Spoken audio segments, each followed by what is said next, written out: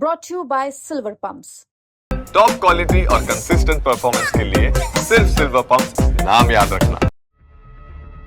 अगर आपके फोन पर किसी अनजान नंबर से कोई तस्वीर आए तो उसे डाउनलोड मत करिएगा।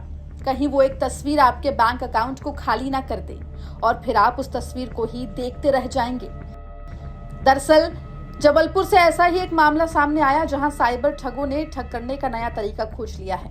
जबलपुर के शिवनगर में स्टेशनरी व्यापारी प्रदीप कुमार के साथ ऐसा ही कुछ हुआ। प्रदीप के मोबाइल में 28 मार्च की सुबह 8 बजे का अनजान नंबर से कॉल आया। फोन करने वाले ने कहा कि सर आपको व्हाट्सएप पर एक फोटो भेजा है, इसको डाउनलोड करके देखिए कि क्या आप उन्हें पहचानते हैं। फिर क्या, जैसे आम लोग करते हैं, एक फोटो ही तो डाउनलोड करके देखना है, देख लेते हैं। और बस वही प्रदीप ने गलती कर दी, जिस गलती की वजह से उन्हें करीब 2 लाख रुपए गंवाने पड़ गए।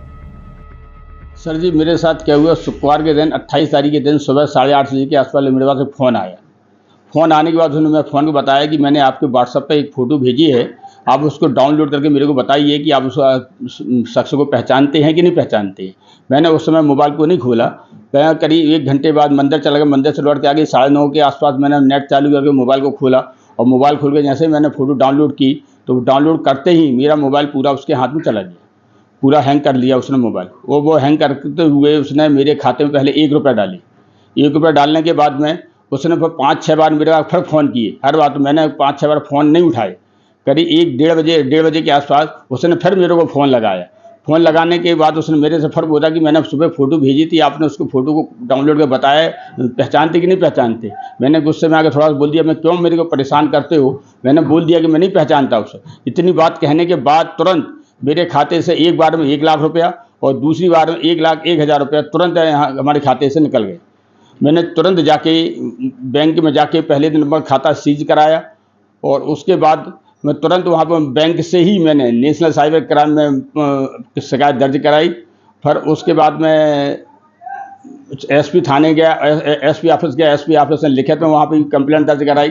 फिर उसके बाद थाना कोतवाली गया, वहाँ पर भी कंप्लेंट दर्ज कराई और उसके बाद बैंक गया, बैंक में कंप्लेंट दर्ज कराई। इस तरीके से पूरा पैसा जो है कहाँ जगह है कुछ? अच्छा, हाँ, वो एसपी ऑफिस में गए थे तो उसने जो बताया है कि आपकी जो मोबाइल की लोकेशन है वो जमतरा, बिहार जमतरा की बताई जा रही है और पैसा जो आपके यहाँ से गया हुआ वो कैनरा बैंक में गया हुआ है।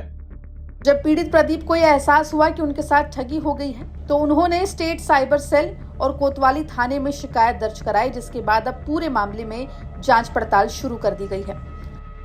थाना क्षेत्र अंतर्गत जो है मिस्टर प्रदीप हैं, वो जो है उनके मोबाइल पर एक वीडियो जो है वो डाउनलोड हुआ और ये उनके पास मैसेज था कि इस फ़ोटो को वो पहचान कर बताएं। जैसे ही वो डाउनलोड कंप्लीट हुआ उसके कुछ समय बाद में उनके अकाउंट से 2,11,000 तकरीबन पैसा जो है वो ट्रांजिट हुआ था।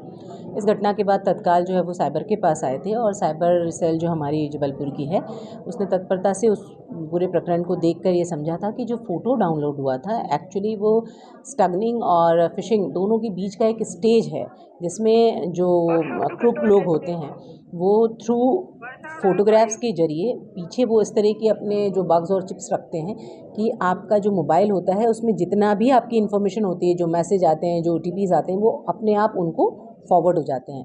और इसी कारण जैसे ही उन्होंने वो फ़ोटो डाउनलोड किया, उनके सारे OTP नंबर्स और मैसेजेस जो हैं वो कंसर्निंग हैकर्स के पास चले गए थे और इसी कारण उसने उनके अकाउंट से 2 लाख रुपये तकरीबन जो है वो विड्रॉल किए हैं।